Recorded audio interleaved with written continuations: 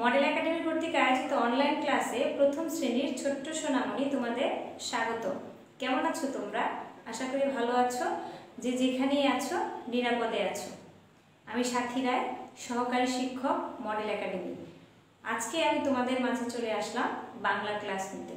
তো চলো ছোট্ট সোনামণিরা, আমরা আমাদের মূল পাঠে চলে যাই। সোনামণিরা, তোমরা একটু বোর্ডের দিকে লক্ষ্য করো। কি লেখা আছে? শব্দার্থ লিখো। নাও, নাও অর্থ কি? নৌকা। মৃগ অর্থ হরিণ। তৃণ অর্থ ঘাস। গীত অর্থ গান। চরণ অর্থ পা। গৃহ অর্থ ঘর। জল অর্থ পানি। মগডাল অর্থ উঁচু ডাল। ঝড় অর্থ বায়ু প্রবাহ। আর পায়রা অর্থ কবুতর।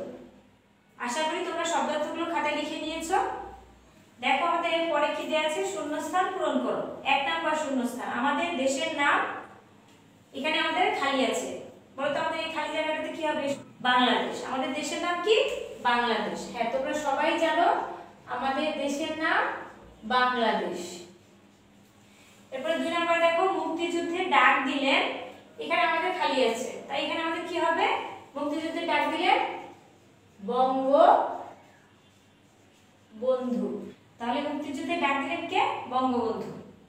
এরপরে দেখো 3, পাকিস্তানি সেনারা ছিল, এখানে আমাদের কি হবে? দানবের মতো।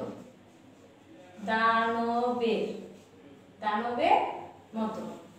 বঙ্গবন্ধুর ডাকে সাড়া দিল। এই আমাদের খালি জায়গাটাতে কি হবে? বলতো বঙ্গবন্ধুর ডাকে কারা সাড়া দিয়েছিল? বাঙালিরা। হ্যাঁ, বাঙালিরা সাড়া দিয়েছিল। এখানে হবে আমাদের বাঙালিরা। তারপরে দেখো এখানে আমাদের খালি আছে, আর এখানে আছে মাস যুদ্ধ চললো। বলতো আমাদের যুদ্ধ কত মাস চলেছে? 9 মাস। হ্যাঁ, 9 মাস। তাহলে দেখো আমরা আরেকবার একটু লক্ষ্য করি। 1, আমাদের দেশের নাম বাংলাদেশ। 2, মুক্তিযুদ্ধে ডাক দিলেন বঙ্গবন্ধু। 3, পাকিস্তানি সেনারা ছিল দানবের মতো। 4, বঙ্গবন্ধুর ডাকে বাঙালিরা সাড়া দিল। 5, 9 মাস যুদ্ধ চললো। 6 নাম্বার দেখো, এখানে আমাদের খালি আছে আর লেখা আছে ফেলে মাঠে যায়। বলতো আমরা কি ফেলে মাঠে যাই? চরণ। হ্যাঁ, আমরা চরণ ফেলে মাঠে যাই। 7, সার আসে। এখানে আমাদের খালি আছে আর এখানে আছে কুলে, তাহলে আমাদের খালি জায়গাতে কি হবে? সার আসে নদীর কুলে। 8, বাবা মাছ ধরেন। এখানে আমাদের খালি আছে, এই খালি জায়গায় আমরা কি লিখবো? বাবা মৃগেল মাছ ধরেন। মৃগেল। 9, মৌচাকে আছে। এখানে আমাদের খালি আছে, কি হবে? মৌচাকে আছে মৌ।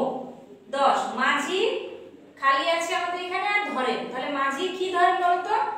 বৈঠা। মাঝি কি ধরে? বৈঠা ধরে। তাহলে আমরা আবার একটু পড়ি তো। দেখো 6, চরণ ফেলে মাঠে যায়। 7, সার আসে নদীর কূলে। 8, বাবা মৃগের মাছ ধরে। 9, মৌচাকে আছে মৌ। 10, মাঝি বৈঠা ধরে। ছোট্ট সোনামণিরা, আশা করি আমি আজকে তোমাদের যে শব্দার্থ শূন্যস্থান পূরণগুলো করালাম, তোমরা এগুলো খাতায় তুলে নিয়েছো। এগুলোই তোমরা SW করবে। সবাই নিরাপদে থাকবে। আমি আমার ক্লাস আজকের জন্য শেষ করছি। ধন্যবাদ সবাইকে।